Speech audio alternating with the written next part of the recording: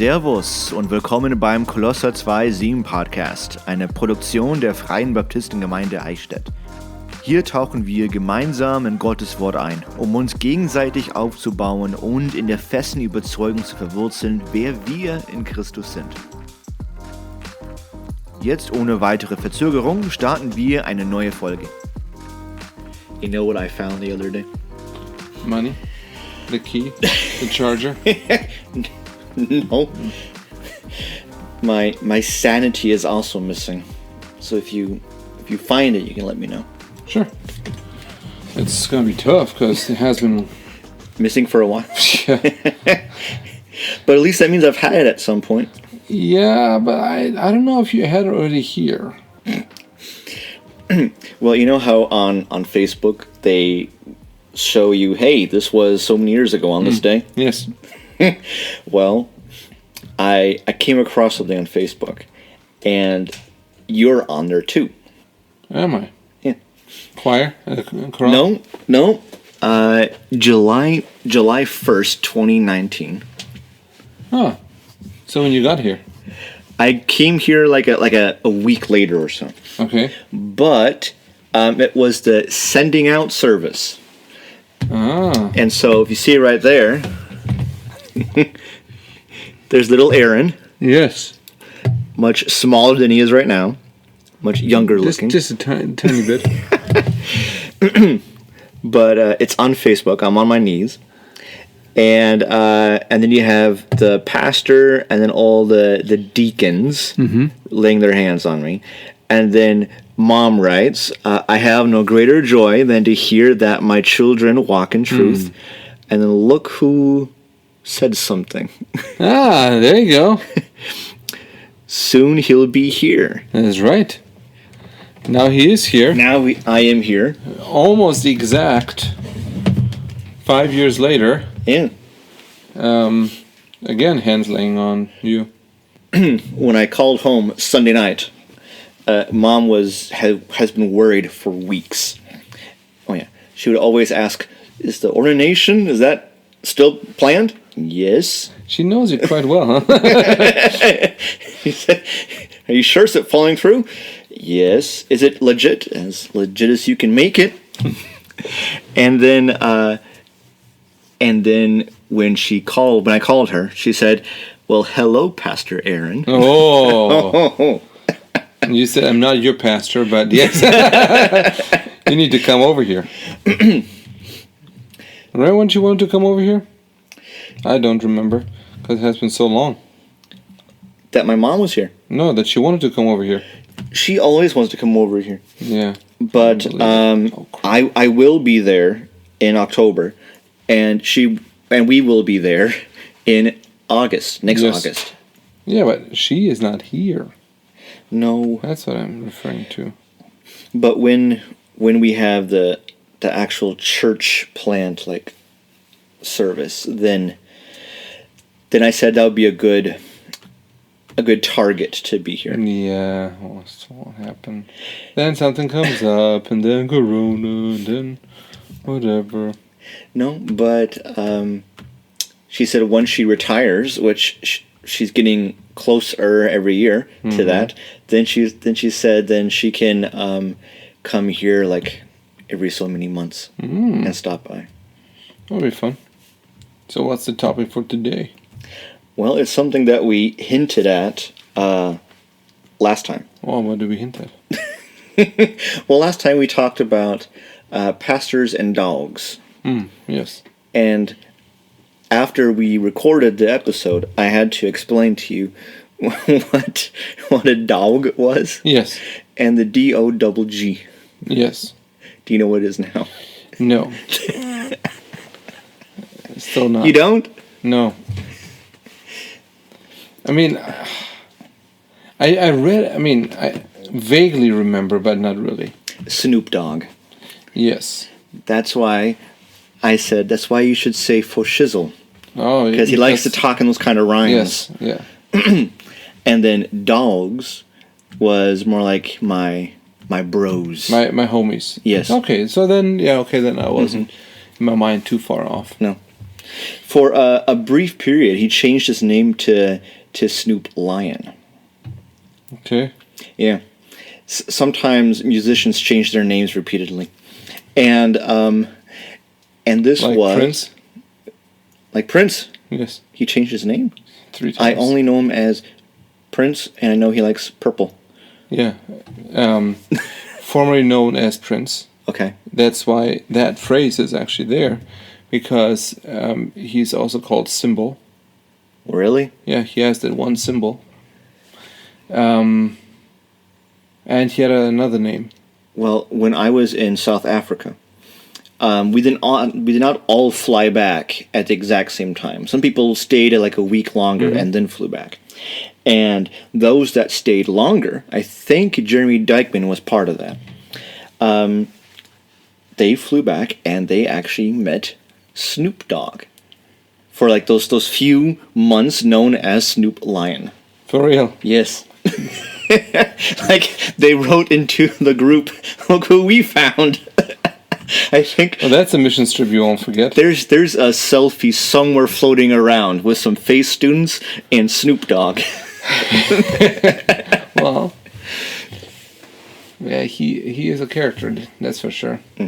But if we could talk a little bit about how the ordination was the other day. Because you hinted at that a little bit, that I'm not sure if you said something big is going to happen, but the something big you're referring to was the ordination. And now you told them. Huh? Now you told them. Well, that's why I had the cold open with the, hey, look what I found on Facebook. Well, yeah. But now you told them the ordination was a big thing. I thought maybe Snoop Dogg was coming and he got saved.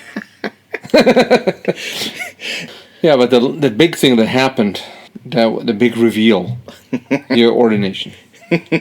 Yes. So now you're a pastor. Yes. How does it feel? You know, it's kind of like when it's your birthday and it's something special. Like, hey, I'm in many ways a new person now because I'm officially like a year older. So you have that great sense of, wow, something new has here, and it's something to be very thankful for and amazed about, and you feel good. And that's still going on too. But at the same time, you realize, you know, I'm not necessarily more sanctified than I was No. a week ago. And not even your halo is hanging straight anymore. I mean, it's... Yeah, that's true. And so the thing that you know and believe, that we're all sinners, even the pastor is a sinner and struggles like everyone else. He is he's called by the Spirit and confirmed by the local church. So he has this remarkable responsibility and honor to be in charge of a church and be the shepherd of sheep. And at the same time, you realize that shepherd still doesn't know anything. And he's still very, very reliant on the great shepherd, which is Jesus. Yes, that's true. Yeah, and I mean, you are the shepherd in sheep's clothing. Now you're not anymore. Oh, that's right. That was the term you used, wasn't it? Possibly, yes. But now you're just another sheep that now has more responsibility. So the gray hair will come. They will come. Well, Daniel. Yes. He said, "Well, you don't have any gray hair yet." Well, I don't have any. I do have like 1 or 3 like strains of gray hair, but in general, I can tell that my beard is not near as dark and full of color as it was before.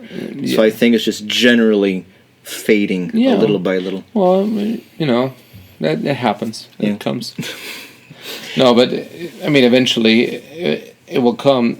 I'm not talking about the gray hair, but the in a way the feeling, but also it comes with the responsibility. And I think with more weird situations or fun situations as well.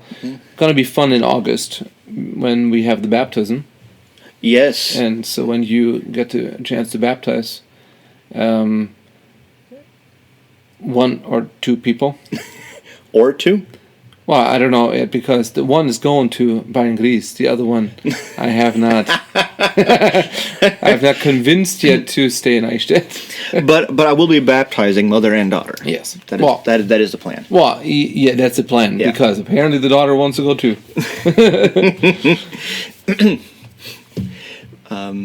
Yeah, I already had one weird scenario last night, which it's a weird scenario since being a pastor, but it's scenarios which have been in the past too. Yes. But it's one of our sheep. Yes. Who needed some encouragement, a little bit of admonishing as well. Yeah. That's why you have a rod. That's why you have a rod. Yeah. To encourage. I said it's good that you have opened up to the men of the church. That's good. And as I have said, and as you have said, we're not. Here's the whole judging topic again. We are not belittling you or think less of you because you struggle with sin. We are thankful that you struggle and not give up. Yes. But in all the encouragement and support you're getting from the men, don't use that as a green light to continue. Yes. So I said your responsibility now is all these people they're rooting for you. Yeah. Don't disappoint them. Correct. And the good thing is that truly your sins are forgiven as if they have never happened. And I asked him, have you asked forgiveness for the sin you have committed right now? Mm-hmm. And he said, yes. I said, good. You are a clean slate. Now continue so. Yeah, that's right. if you keep on saying I'm going to keep on struggling and keep on falling, then you're going to. Yeah. But if and you avoid the areas too. Yes. If you don't want to get mud on you, then don't play in it. Don't play in the mud. And so I said, if you brainwash yourself into saying this will never happen again. Mm-hmm. Your level of success is so much higher than always leaving the possibility open of falling. Yes. Yeah. Have you experienced any ordinations in the States? I have not. Ah, because usually it's a pretty... I don't think it's a closed circle, but it's definitely not like everyone to show up. Mm-hmm. It's mostly like a whole bunch of pastors that get together, like a lot of them. And it's usually just amongst them. You probably have a few, like a spouse or something, or some friends, or some family. But for the most part, it's people who have already been ordained, quizzing the guy to be ordained. Yeah. And it can take several hours. My mom was at my dad's ordination. Mm-hmm. And I didn't know this until Mom told me just recently. Kevin Bowder was at my dad's ordination. Oh, that's right, yeah, because they were roommates or something. I thought it was roommates. They were in school together, but Kevin Bowder's dad was the pastor. Oh, there you go. At Cambridge, and that was the reason why. Okay. And so... Hi, Kevin. I have met his son. I've met his sister. Really? Yeah, in Graf. Yeah. I don't think she's listening, but hi. So I have not been to any ordination in the States. I've only been to 2, and they've been both in Germany. Okay. And all within the last 2-3 years. Yeah. Yeah, it is interesting because one thing that you don't learn in college is ordination. Mm-hmm. I mean, you have orals. Yeah. But that's a different purpose than ordination. And also, the questioning is one thing, but then the whole question that comes up is, does the Bible say that? Mm-hmm. Does the Bible recommend it or require it? Mm-hmm. And how does the Bible describe it? Mm-hmm. And if the Bible does, then you should follow that. If the Bible doesn't, then the question comes up, should I do it? Mm-hmm. And so all that, it's an American thing, ordination. the way we know it. Yes, the way we know it. Yes. Yes, and so then the question comes: okay, why do we do it, and why do we do it in our church? And then, as I was going through it for you, I mean, you were also the one that wanted to do it. But then the question: okay, well, how are we going to do it, and who should be there? And so a lot of questions came up that the answers were not given in college. No. And and you could say it's individually for each church. Yes, but if it's then why do we do it? My mom asked, "Is this official?"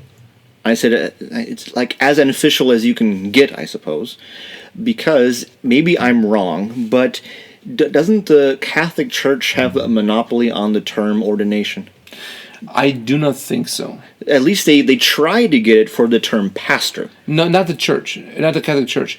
It was, I don't know which denomination. Well, maybe it was the Lutheran Church. Okay. Not the Catholic Church.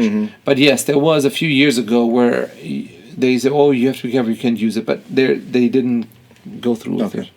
So at least that mindset is there, and. Yes. In the States, it's something which is legally has like legal implications too, including faith practice and so on. Whereas here, there's no legal implications. If you say you are at a church and you do the sound, that's about the same title in Germany. Like you would say you're the pastor. Germany does not make a difference between a person that is at a club that calls himself the leader of the club or that is the janitor of the club. Now, there are legal terms, but you cannot use pastor or elder for that. And that is for the official stuff. So, in a sense, an ordination in Germany is worth nothing for any legal terms. It is an understanding for the churches that we fellowship with, because even if you go to a different church, if you go to a different denomination, they might not accept it. They probably won't. Yeah.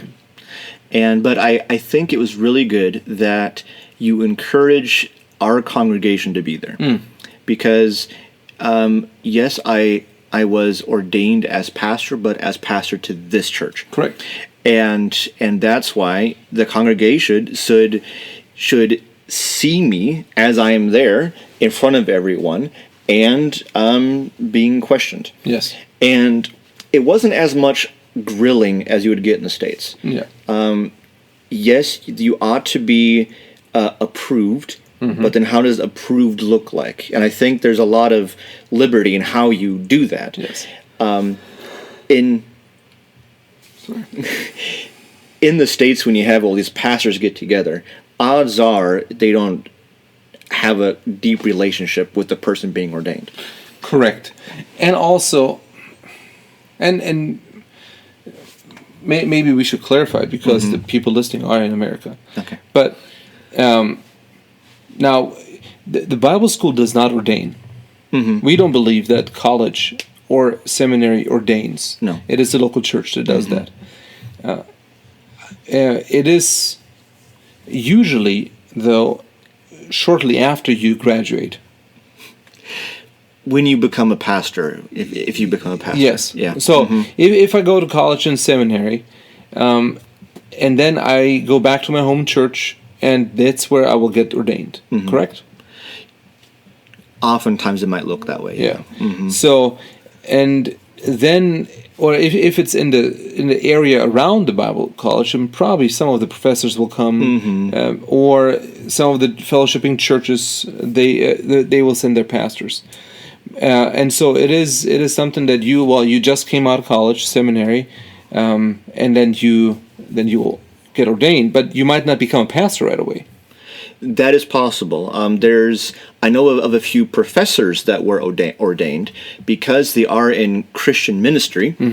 ministering the gospel and God's word, and therefore the local church deemed it not necessary, but good and beneficial to recognize this teacher of being a man of God's word. Yeah, but then for an ordination, you don't need questions. For an ordination, you don't need other pastors, because the pastors that came to our church. Now, the way we did it was on Saturday. For that Saturday, we invited fellowshipping pastors, and we had 4 pastors that came, and the church was invited, and most of the congregation was there, and then they did the questions, and the pastors then got together after that, and they gave a recommendation to the church, and the church took that recommendation and then said, okay, that's what they said, and this is what we believe. And in this scenario, it was the same. And then they in agreement said, yes, we want to install Aaron as a pastor. Now, we did it with a vote, because I wanted that we have the unity, that everybody's behind it. And it is also for our club status. In case something comes up, then, well, we always have to have a vote. But we then, on that Sunday, so Saturday we had the questioning, on Sunday, there were no pastors anymore there. Then we, as a part of the service, installed you upon what we as a church decided on the night before, and then with laying on hands, we installed you as a pastor in our church. And so the ordination in that sense, well, it's if you would say, well, the ordination is questioning and installing. That's at least what we did. So when we talk about that, well, he got ordained. Yes. When did he get ordained? Well, good question. Well, he got installed as a pastor on Sunday. But the question happened before, and the church agreed on the night before. But we wanted to make it public. And we wanted to have that. But the pastors, in that sense, they only gave a recommendation, and the recommendation we could have just thrown away and said, never mind. We disagree with that. It's possible, yeah. Yes. But because in the end, it's the congregation that is electing someone as pastor. Correct. And it is the pastor of the church who has that responsibility. That would be you. Correct. Yeah. So, and like I said, I'm not sure how it is in the States, because an ordination is something legal. I mean, you can get ordained by the internet, I heard. Yes, you can. And I have to check that out. With a small fee. Oh, there you go. I might have to look into that, because next year I'm going to the States to perform a wedding. That's right. I was asked to go there. You might actually have to look into that, yeah. But I think they actually do the day before or after. They actually do it like a courthouse, everything thing. But then on that Saturday is when the wedding is. Okay. But yeah, it is funny, because I have to do it in German and English, and it's going to be in German and English. Yes, that's why they asked me. And I'm going to be in Georgia for that. Ooh, it's going to be hot and sweaty. Yes, I'm going to be outside too.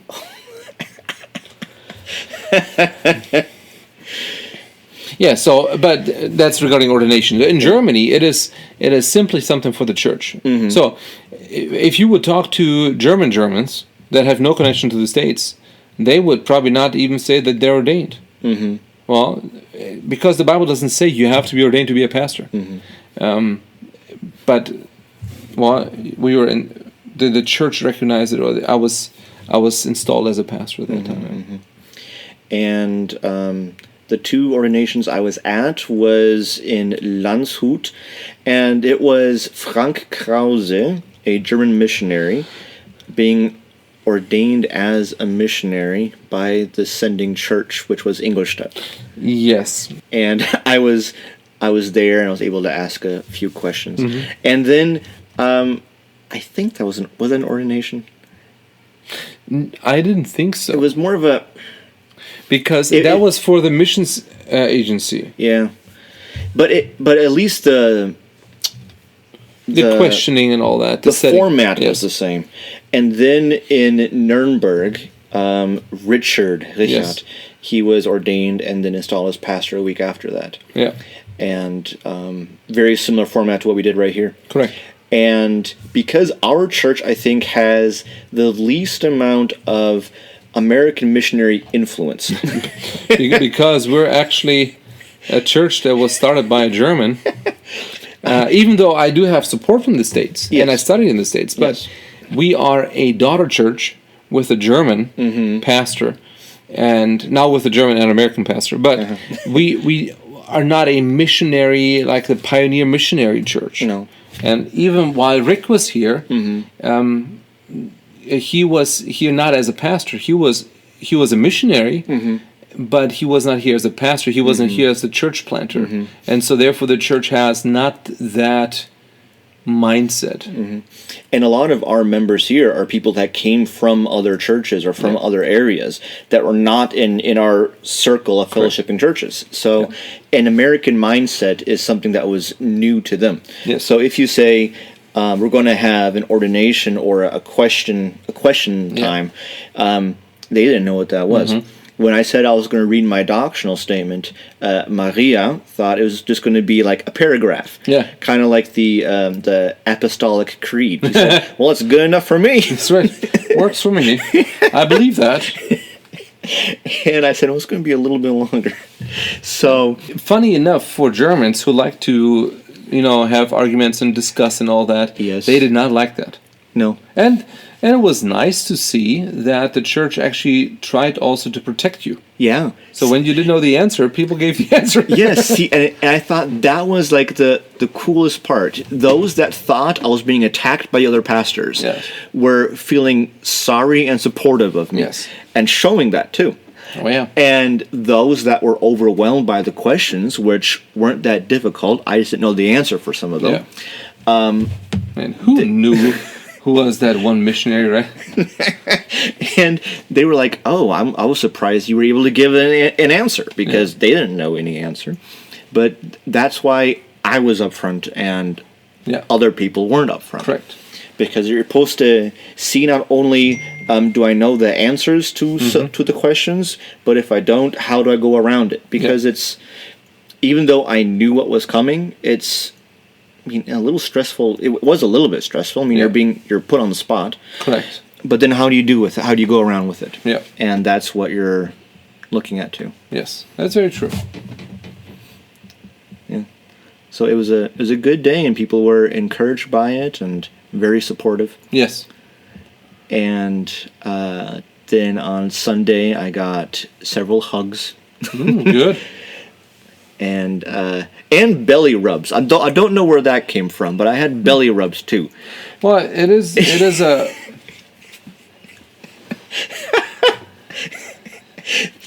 Two things. I was holding a baby at the time, so my arms weren't available. Oh. Secondly, the two that gave me the belly rubs are both of our ladies from Thailand. So I don't know if it's a cultural thing. Well, I hope they didn't think that you were Buddha, who it brings good luck if you rub somebody's belly. I don't know. I should try that. I was a little bit caught off guard. Yeah. But okay. Yeah, that was funny. But, yeah, go ahead. But were you going to say anything more about that aspect? No, about your belly? No. Okay. But not in German fashion, but in Eichstätt or Oaktown fashion, we had the cathedral priest that was going into retirement. Yes. It's an interesting segue.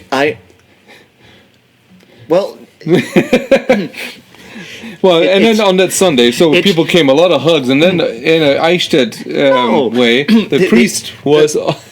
the segue was that people congratulated me and hugged me for being their pastor now. Yes.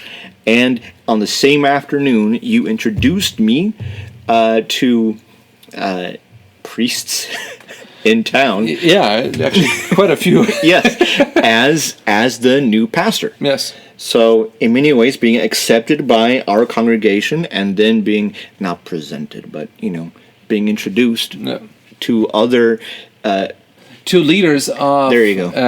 Of some of the churches here. Yes.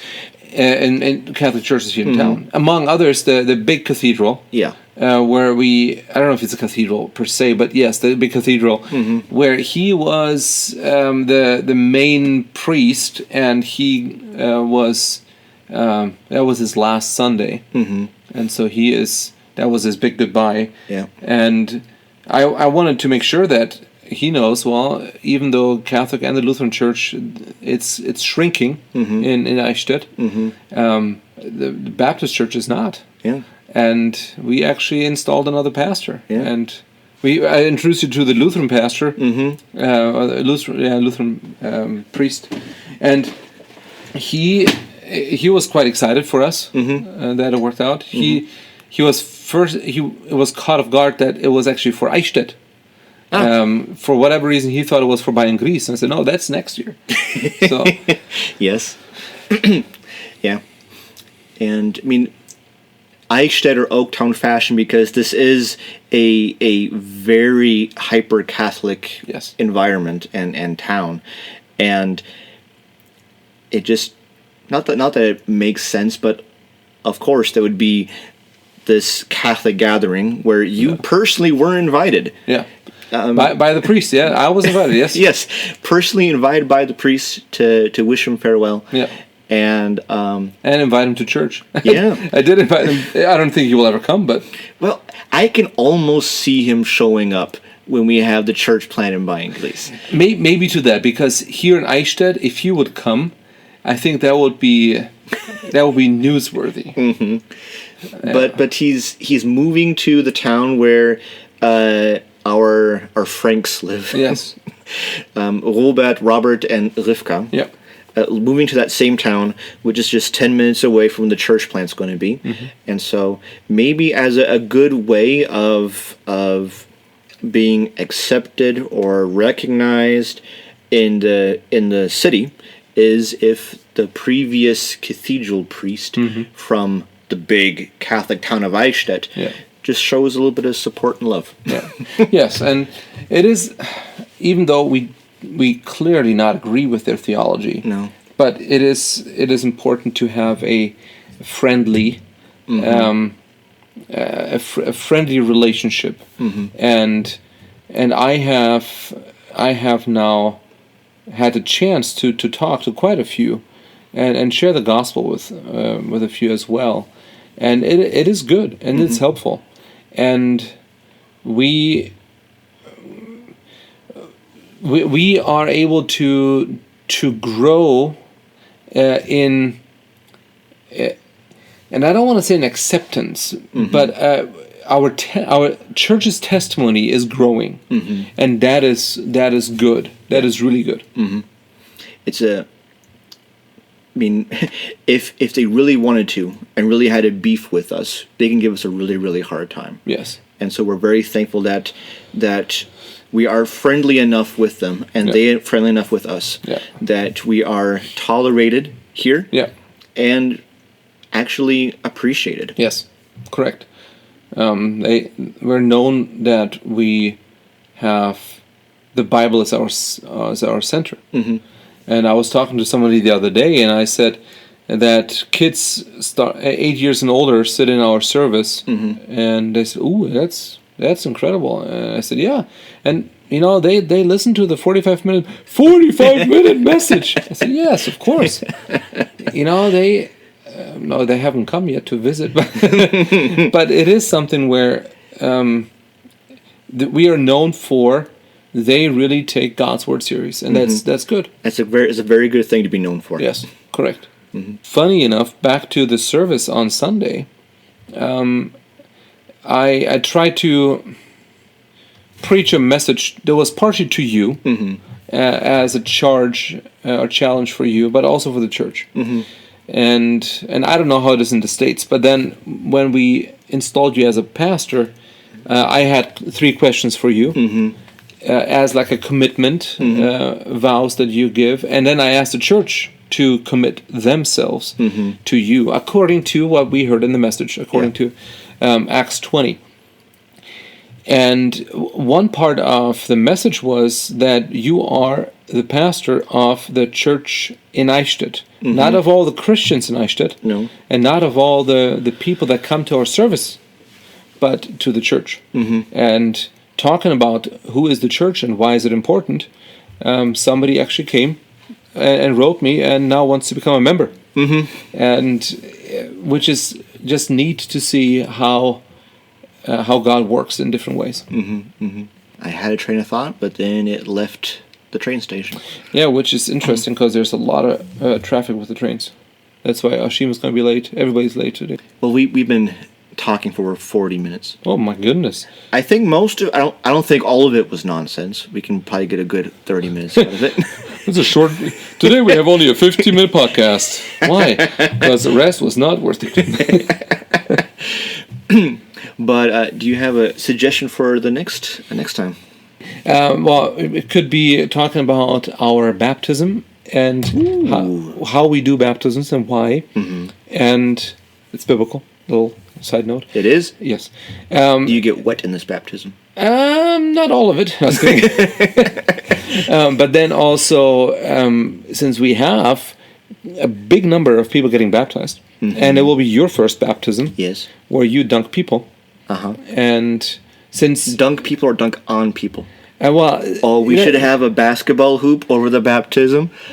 Yeah, but the thing is, you probably were never able to actually dunk. Well, it doesn't have to be 10 feet high. It can be like a 7.5 feet. That's 5. I can get 7.5. Okay. Probably not jumping out of the water, but that'd be so cool. Well, we will have definitely and it's also going to be again. We'll have the video of it, but we have quite a few people getting baptized, and it's going to be great. That picture's just stuck in my head now. Yeah, don't get used to it. To baptize you, name of the Father, and the Son, and His airness, and then you. Do you get the quote from His airness? Yes, but I see that's why you're still. The lesser of equal pastors. Maybe you said that. Well, if you're the first of equal, then I'm the second of equal. Or the last. Or the last. I'm next to last, though.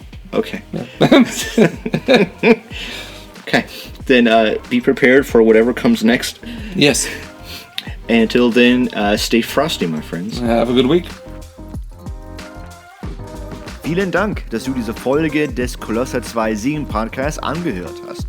Wenn du mehr Content von uns entdecken möchtest, schau gerne auf unseren YouTube-Kanal vorbei, wo wir unsere Predigten live übertragen. Möge Gott uns weiterhin in unsere Verbindung festigen, sodass wir gemeinsam tiefe Wurzeln schlagen können.